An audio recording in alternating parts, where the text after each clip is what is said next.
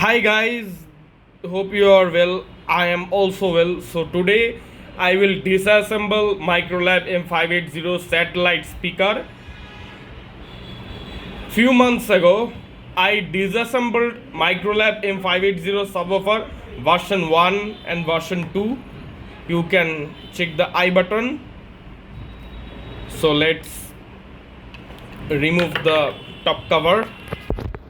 Uh, so we need So after removing the top cover, we can see these speakers. So we have to unscrew these 4 plus 4 8 screws. So let's unscrew and resume the video.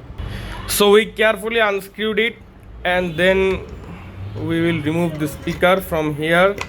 Then we will remove another one. Here you can see here some Chinese letters, and it is the manufacturing year written here 2007. So this speaker was manufactured in 2007, and here this is 4 ohms 5 watts. This is also 4 ohms 5 watts. So some dust here. These are MDF dust, medium density fiber board. So if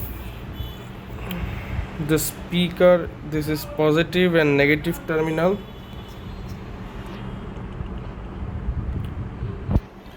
So if you liked this video, please like and subscribe to my channel and stay tuned.